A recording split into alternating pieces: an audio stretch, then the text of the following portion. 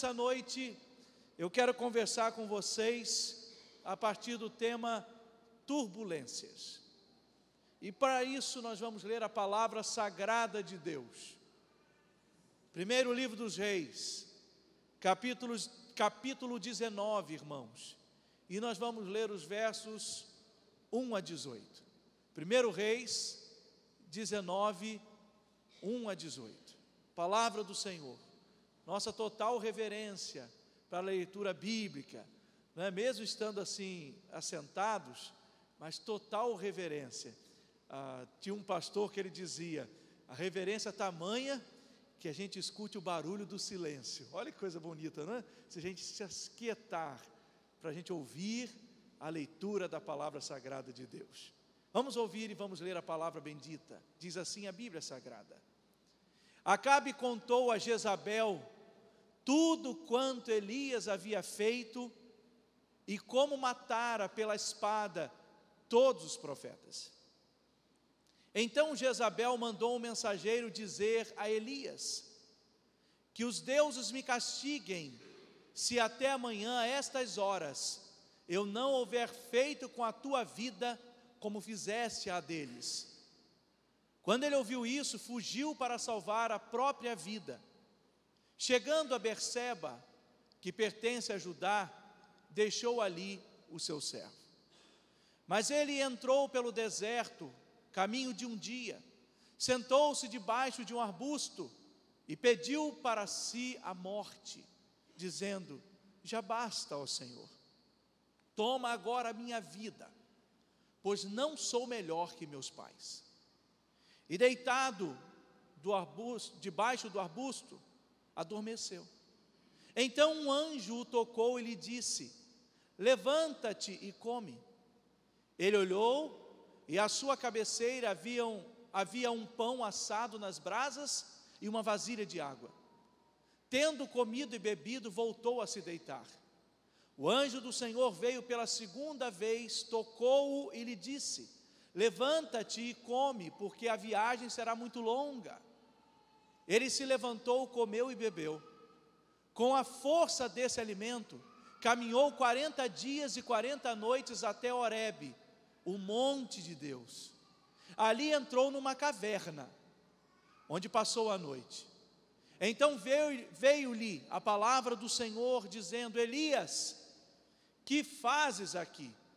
Ele respondeu: tenho sido muito zeloso pelo Senhor, Deus dos exércitos, porque os israelitas abandonaram a tua aliança, derrubaram os teus altares e mataram os teus profetas pela espada. E fiquei eu, somente eu, e procuram tirar minha vida. E Deus lhe disse: vem para fora e sobe o monte diante do Senhor. Então o Senhor passou, e um grande e forte vento separava os montes e despedaçava os penhascos diante do Senhor. Mas o Senhor não estava no vento. Depois do vento veio um terremoto, mas o Senhor não estava no terremoto. E depois do terremoto veio fogo, mas o Senhor não estava no fogo. E depois do fogo veio uma voz mansa e suave. Ao ouvi-la, Elias cobriu o rosto com a capa e, saindo, ficou à entrada da caverna. E veio uma voz que dizia: Elias, que fazes aqui? Ele respondeu: tenho sido muito zeloso pelo Senhor, Deus dos exércitos, porque os israelitas abandonaram a tua aliança, derrubaram os teus altares e mataram os teus profetas pela espada. E eu fiquei, somente eu, e procuram tirar minha vida. Então o Senhor lhe disse: vai, volta por onde vieste para o deserto de Damasco. Quando chegares lá, ungirás a Azael rei sobre a Síria, e a Jeú, filho de Ninsi, ungirás rei sobre Israel, e a Eliseu, filho de Safate, de Abel-Meolá, ungirás para ser profeta em teu lugar. O que escapar da espada de Azael, Jeú matará, e o que escapar da espada de Jeú, Eliseu matará. Mas deixarei 7.000 em Israel, todos os joelhos que não se dobraram a Baal e toda a boca que não o beijou. Querido Deus, esta é a tua palavra.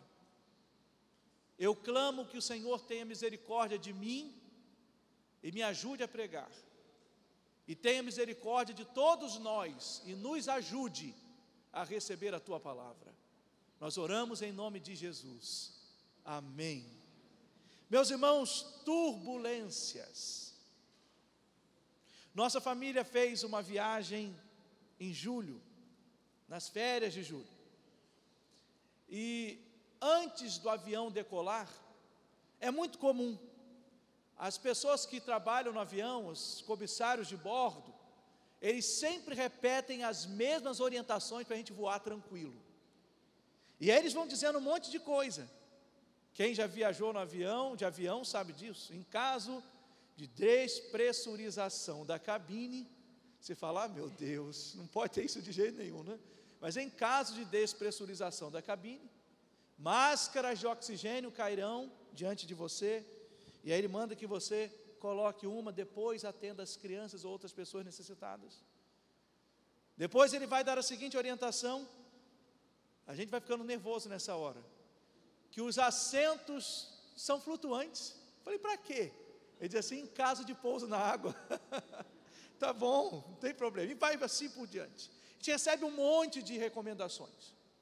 Uma delas é que eles sugerem que mantenhamos os cintos afivelados durante todo o voo. E enfim, uma série de recomendações. E é muito comum que eles deem a seguinte orientação, às vezes, a gente ouve o comandante falar o seguinte, olha, mantenham os seus cintos afivelados, porque nós vamos passar por uma pequena área de instabilidade.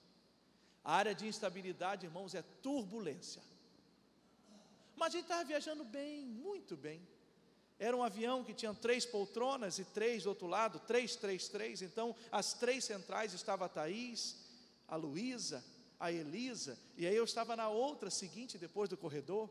Tentávamos manter a comunicação, era de madrugada já, e viajando, mas ainda estávamos em solo brasileiro. Thaís acha que não, mas estava ainda, eu vi lá no aviãozinho que ainda estava passando no Nordeste. Irmãos, aí a Thaís ficou preocupada, porque a Luísa adormecendo, e ela disse, leva a Luísa no banheiro, com medo dela relaxar, e sei lá, acontecer aquele acidente de criança, ela não faz mais xixi na cama, mas ela não faz na cama, não estava nada combinado em não fazer xixi em assento flutuante de avião, né? Então Thaís ficou preocupada, e ela disse, leva ela lá. Eu, tá bom, vou levar, pacífico, né, aquela coisa toda, não é que ela me manda não, é que eu fui naquela paz, para fazer gentileza, plena gentileza. Meus irmãos, quando eu entrei naquele avião, no banheiro minúsculo de um avião, Luísa dormindo, então você vai levando a criança dormindo, e aí eu preparei a Luísa, e quando eu coloquei, fiquei segurando assim, elazinha tombando, quando eu abaixei ela, irmãos, no vaso, uma turbulência terrível, que eu nunca passei na minha vida. O bicho fazia assim, sei lá, eu acho que eles fizeram assim, assado, porque, irmãos, começou a cair coisa na minha cabeça. Para vocês terem noção, aquele negócio que a aeromoça empurra, aquele balcão para levar, ele tombou no chão, irmãos. Foi pesado o negócio.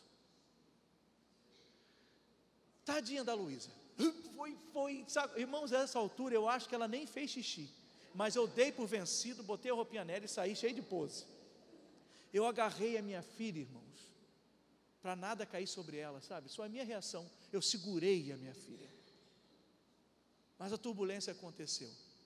Deus é bom, foi só aquele momentozinho, nada mais. Quando parou, a aeromoça bateu na porta do banheiro e perguntou, está tudo bem? Disse, está tudo jóia, vou terminar aqui, vou sair. Mas irmãos, todas as vezes que eu voei, não foram muitas, mas todas as vezes que ia passar por uma área de turbulência, o piloto simplesmente me dizia, uma área de instabilidade. E tinha uns que são mais brincalhões, que falam assim, fique tranquilo, é apenas suficiente para balançar o gelinho do seu copo. Mas dessa vez ninguém me avisou, e foi a pior turbulência que eu passei dentro de um avião. Horrível, a sensação terrível. Mas irmãos, acontece. Eu queria dizer para vocês que por mais que nós nos preparemos para as turbulências da vida, elas podem chegar sem nos avisar. E eu queria dizer para você que está tudo bem, porque nós somos humanos, nós somos de carne e osso, e seres humanos podem sim passar por turbulências. Nós não enfrentamos turbulências porque somos as piores pessoas do mundo, irmãos. Nós passamos por turbulências porque nós estamos vivos. Nossas famílias não enfrentam turbulências porque nós somos destinados ao fracasso. Nossas famílias enfrentam turbulências porque nós somos famílias iguais a todas as outras. E todas as famílias passam por problemas e turbulências. Nós estamos no mês de setembro, mês da campanha de missões nacionais. Mas, meus irmãos, nós também estamos no mês de setembro, o mês da campanha Setembro Amarelo, alertando-nos para as doenças da mente. E é importante nós falarmos sobre isso. Falar sobre a mente é falar sobre um assunto muito importante, porque a mente faz parte do corpo, irmãos. E o corpo, que nós aprendemos com a palavra, que é templo do Espírito Santo. Às vezes eu sou perguntado sobre assuntos da mente.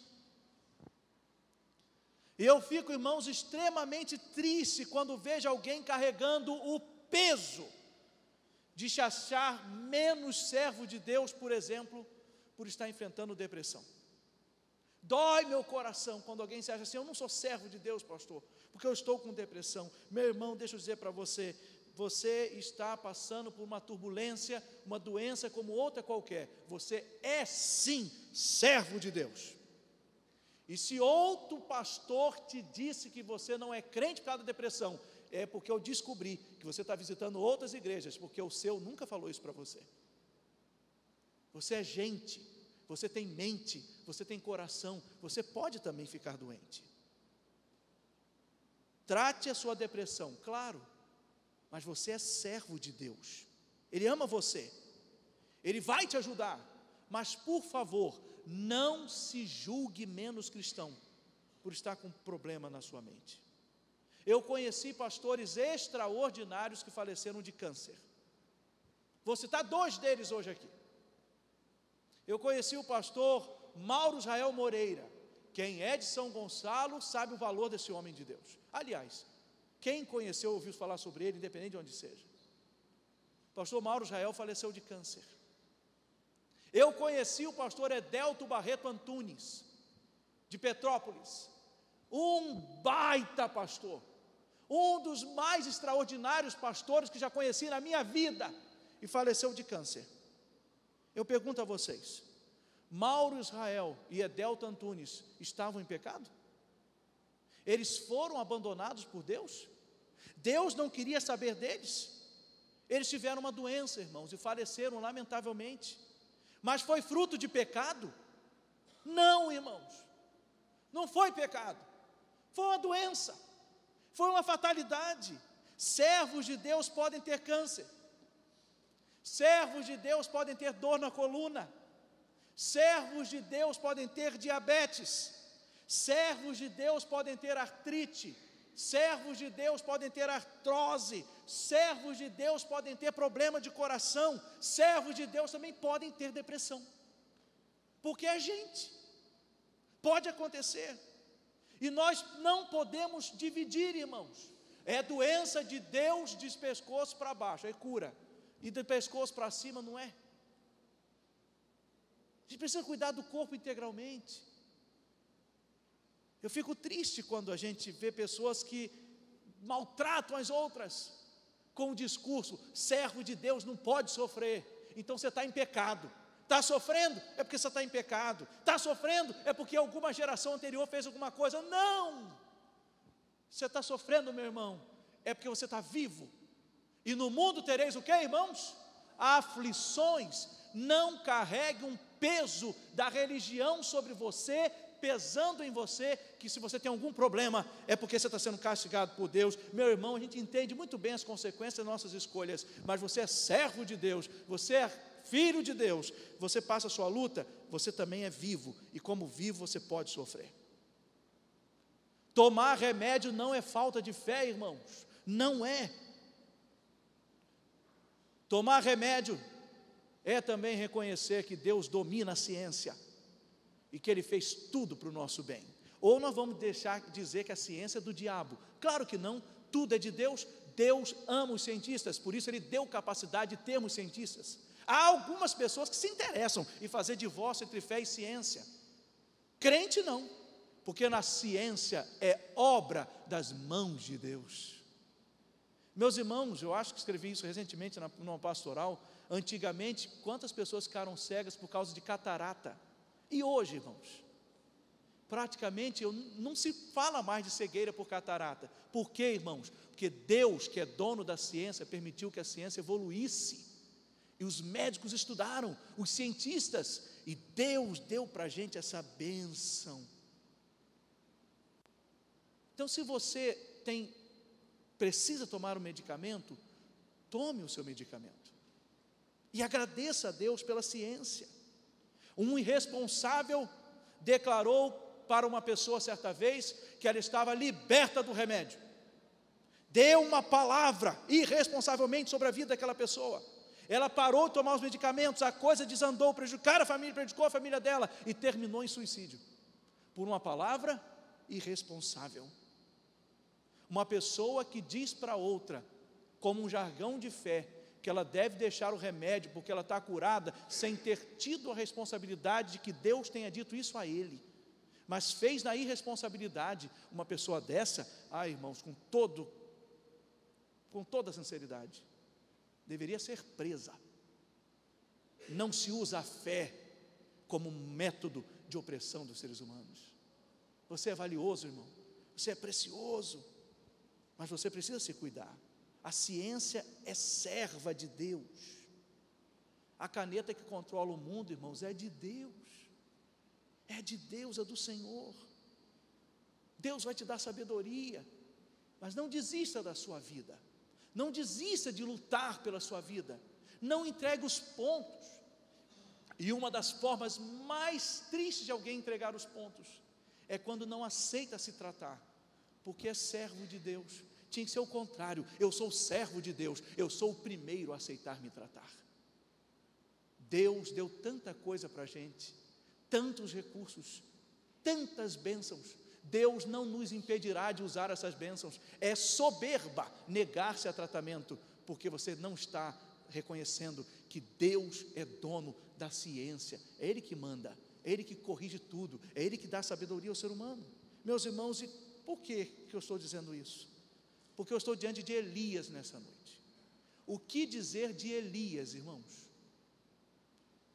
Nós acabamos de ler um dos momentos mais dramáticos da vida desse homem.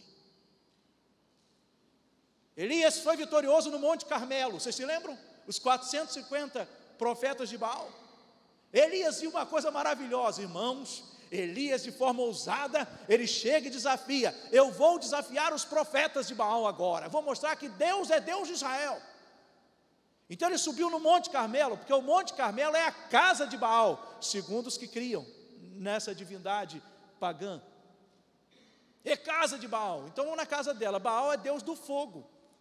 Então, se ele está na casa dele, e se ele é Deus do fogo, então o desafio é: botem uma madeira aqui, tipo como se fosse um altar, mas eu quero trazer a palavra para a gente hoje. Empilhe umas madeiras, pronto, fica mais coisa mais simples de entender. Empilhe umas madeiras aqui, e peça a Baal para queimar. Eu estou na casa dele, e pedindo fogo, ele é Deus do fogo. Eu estou dando a faca e o queijo para ele. Já viram essa expressão? Faca e o queijo. Gritaram, Elias não era fácil também.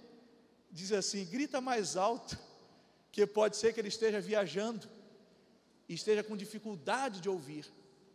Depois Elias disse: joga água na madeira, encharca a madeira, põe água na madeira. Senhor, queima. Lambeu, o fogo lambeu aquela madeira. Elias desceu forte, irmãos. Eu vi Deus aprovar meu ministério. Ele queimou toda a madeira. Mas só que, irmãos, Elias, queimar madeira é fácil. Tenso é saber que lá embaixo tem uma mulher chamada Jezabel. E tem homem bravo no mundo, irmãos. Mas quando mulher é brava, é muito mais. Tem homem que grita na rua e em casa fala baixo. Eu não sou assim não, né, Thaís? Oh, Deus, me livra hoje lá em casa, Senhor. Eu sou teu servo, meu Pai. Mas, irmãos, gente, brincadeiras à parte, mas dona Jezabel não era fácil. E dona Jezabel ameaçou ele. Olha, eu vou fazer isso com você. Você matou meu povo, amanhã você morre. Chegou no ouvido dele, irmãos. Olha que Elias, profeta, viu milagre, irmãos. Ele teve medo pela sua vida. Ele ficou para baixo. Ele ficou abatido. Mente triste. Não pode, pastor. Ele era crente. Ele viu fogo descer do céu. Como é que agora ele vai ficar abatido? Porque uma mulher falou que vai matar ele. Meus irmãos, Elias é de carne e osso. Ele teve medo de morrer. Isso é normal. Ele se sentiu exausto e desanimado. E ele chegou no momento que ele estava tão mal, tão para baixo, que ele disse assim: Senhor, eu já chega, tá bom, leva a minha vida. Cruzes, pastor. Meus irmãos, não julguem Elias, não julguem, porque pode ter muita gente aqui dentro desse templo, que no momento de angústia, de dor, já disse: Senhor, é melhor ir para o céu, me leva, mas eu não quero mais ficar aqui. Não julgue alguém quando está com a mente dolorida. Não julgue, ame, porque para julgar já tem gente demais. É só ajudar. Mas ele pediu isso a Deus. Ah, Senhor, eu não aguento mais. Está difícil demais. E segundo o pastor Sérgio estava me dando as explicações, ele disse, falei, interessante, não, a pessoa pedir para morrer, e ele disse, mas o suicida, ele não quer se matar, ele quer não sofrer mais aquele problema. O que ele quer é sair do problema. E pode ser que ele entenda que a morte seja a saída do problema. Aí entra a mão de Deus para ajudar, para não cometer isso. Entram os profissionais. Aí é um conjunto de solução. Mas, irmãos, todo mundo pode ter desespero e sentir fracasso na vida, como Elias sentiu. Mas, poxa vida, eu fui lá na primeira de Cabo Frio, lá naquele pastor careca lá, disseram, vai lá, ele vai ser gente boa, ele vai tratar bem. Aí eu fui para lá, e ele está pregando, e de repente ele está dizendo para mim, de que eu sou ser humano, e que eu posso ficar doente. Ah, não gostei desse pastor não, eu queria que ele dissesse assim, sai daqui com a vitória, cata a tua vitória, irmão, olha a vitória passando do seu lado, pega a vitória, meu irmão, eu não vou fazer isso, porque Deus não deixou dizer isso para você. Eu só posso dizer para você aquilo que eu creio na Bíblia. Eu não posso botar você desesperado correndo atrás da vitória, a não ser que tenha alguma criança de nome Vitória, esteja correndo no templo e diz, pega a vitória, irmãos, aí eu posso dizer. Eu não posso fazer isso com você. Olha, deixa eu dizer para você, eu creio no poder de Deus. Eu creio que se alguém morrer aqui agora e Deus quiser ressuscitar, Ele faz. Eu creio. Eu creio que Ele cura todas as doenças. Eu não deixo de crer, creio. Mas eu também entendo que nenhuma pessoa que esteja doente, eu tenho que dizer para ela assim, é porque você é um pecador e tem falta de fé. Não, é porque ele é gente. Isso acontece com crente. Crente também pode ter. Só que nós temos uma luta, uma vergonha, uma dor, para dizer quem está sofrendo da cabeça. Estão me achando doido? Não, você não é doido. Eu não estou dizendo que você é doido. Me desculpem os doidos, né? Não estou dizendo isso não. Estou dizendo para você que a gente precisa de ajuda. E Deus dá essa oportunidade. Estava falando em doido, aí eu olhei ali Rafael, desculpa, brincadeira, Rafael e Aline, olha só que legal eles ali, coisa boa, vocês são da casa, vocês sabem disso, né? Que coisa boa, a Aline cor vermelha por quê? Ah, que bom ter vocês aqui, viu? Que legal, são muito queridos. Vocês não são visitantes, vocês estão na igreja número 1 da vida de vocês. A de lá está no bolso, a daqui no coração. Então guardem isso, irmãos. As turbulências que aconteceram com Elias podem acontecer conosco.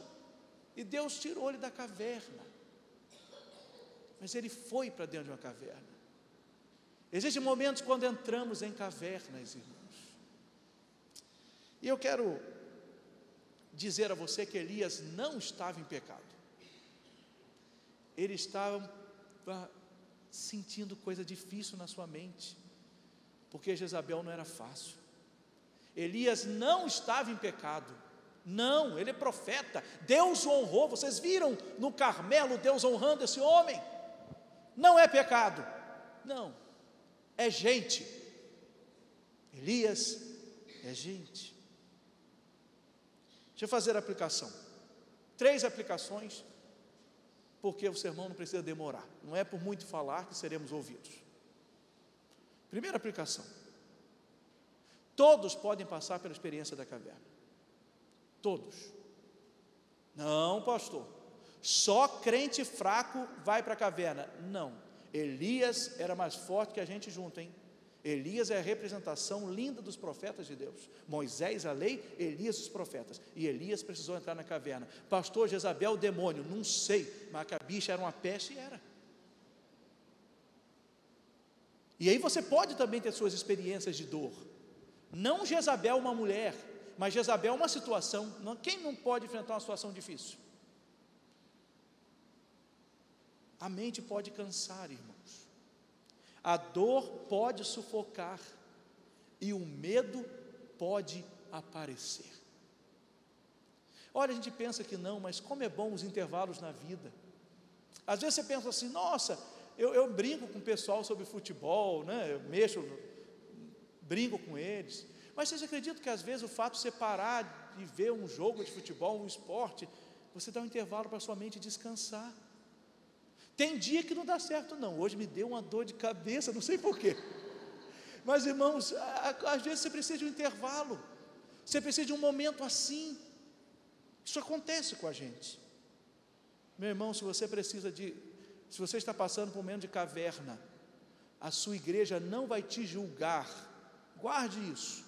Se você estiver no momento de caverna, a sua igreja não vai te julgar. A sua igreja vai te ajudar, que é para isso que nós estamos aqui, para ajudar um outro.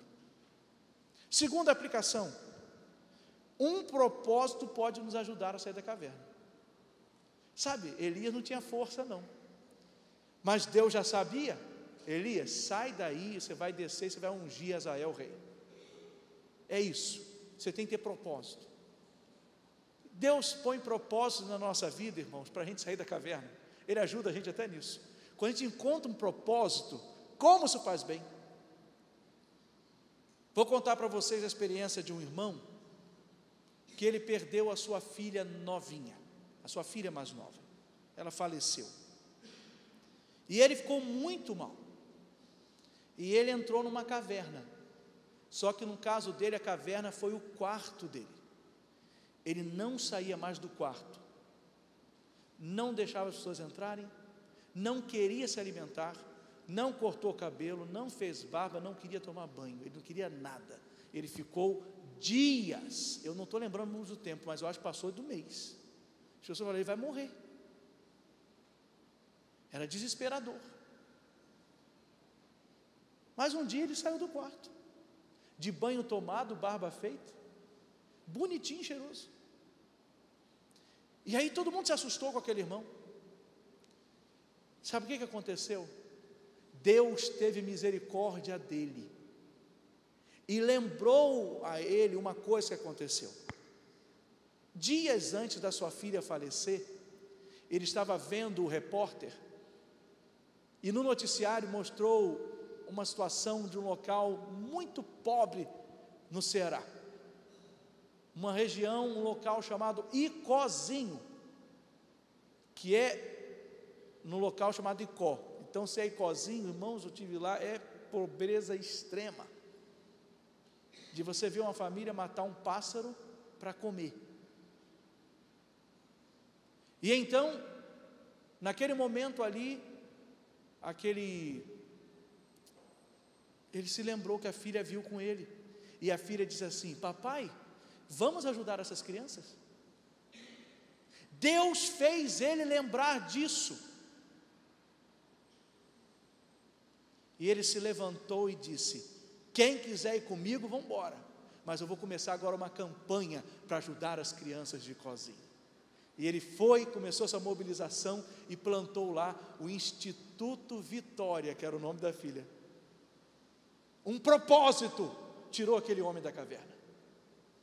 Deus tem propósito para a nossa vida, para nos tirar da caverna, para nos pôr no rumo da direção que Ele tem para nós. E por isso eu faço a última aplicação. Deus está conosco, irmãos. Crentes passam por lutas, não necessariamente por estarem em pecado. A Bíblia não nos autoriza a dizer que a luta e a doença é fruto de pecado. Não, é fruto da vida. E tem muita coisa que é só porque está vivo mesmo, acontece, é fatalidade. Aconteceu um acidente de carro, e Deus não é culpado não, irmãos. Deus não é culpado não. Aconteceu, que tristeza. Eu já contei para vocês, já falei sobre o acidente que meu irmão morreu. Triste. Claro que eu queria ele aqui, claro que eu queria meu irmão para ver as sobrinhas lindas que eu dei a ele, mas não deu. Deus não é culpado não, irmãos, aconteceu, foi uma tragédia para a nossa família, sofremos, mas Deus não tem culpa. Ele era crente, era, mas aconteceu. Viver é passar por essas situações. Uma pessoa é cega, quem pecou? Ninguém pecou, gente, aconteceu, ela é cega. E Deus, na sua bondade, vai ajudar aquela pessoa a ter outras habilidades, para superar aquela que ela é deficiente. Deus está conosco, irmãos. Vocês sabem que eu não posso descuidar da glicose. É difícil, irmão, ser um pastor doce. Eu não posso descuidar da glicose. Mas eu não pequei para ficar com esse negócio não, irmãos. Aconteceu porque eu sou gente. Agora o que eu tenho é que me cuidar. Eu odeio academia, e digo com todas as minhas forças, eu tenho um ódio dela, mas eu preciso ir nela, porque ela me ajuda a ficar menos doce. Entende? Você tem alguma doença na mente? Tem depressão? Deus te ama, Deus vai te ajudar. Não é pecado não, meu irmão, não é pecado. Pecado é outra coisa. Se você estiver cometendo pecado, você também sabe. Eu não preciso ficar dizendo, você sabe, mas a doença acontece, mas Deus está com você. Agora nós precisamos crer, irmãos, crer que Deus faz com que todas as coisas concorram para o bem daqueles que o amam, que são chamados segundo o seu propósito. Romanos 8, 28. São chamados segundo o seu propósito. Eu e você podemos passar pela caverna, irmãos. Elias passou pela dele. Eu já disse isso aqui para vocês, eu fico até preocupado, porque eu digo tanto, que a minha primeira pessoa da Bíblia que me encanta é Jesus. Eu sou encantado, Jesus é o máximo. Mas depois de Jesus, vocês já sabem qual o personagem bíblico que eu mais admiro, né? Seu Davi. Seu xará, irmão Davi. Meu pai, por que não botou meu nome Davi?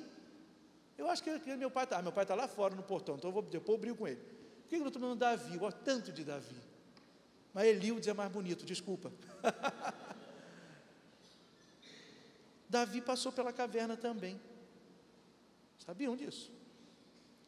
E registra-se que na caverna, Davi escreveu o Salmo 142. Eu vou ler para vocês na versão Prazer da Palavra, essa paráfrase do pastor Israel Belo de Azevedo. Assim diz o Salmo: ao Deus eterno levanto a minha voz, e minhas súplicas lhe apresento, minha queixa lhe proponho, minha angústia lhe exponho. Sei que quando desanimo, tu me pões de novo em pé no caminho. No meu trabalho, sou perseguido injustamente e desvalorizado impiedosamente. Ninguém me ouve, ninguém me defende. Eis-me aqui, ó Deus eterno, com a certeza que tenho, tu me guardas e me dás garantia de vida. Então, atende a minha oração. Olha o que Davi vai pedir a ele: tira-me dessa prisão, livra-me dos meus problemas, que são mais fortes do que eu. Quero ser livre de novo, meu Deus. Sei que no fim te agradecerei por tudo que por mim feito tens. Então eu me reunirei aos que te amam, para nos lembrarmos que sempre nos fazes bem. Amém, irmãos? Ah, Deus é bom, Deus é bom. Você é muito amado por Deus, meu irmão. Ele está com você nas turbulências também. Elas acontecem, mas nunca deixe de crer. Nunca deixe de crer.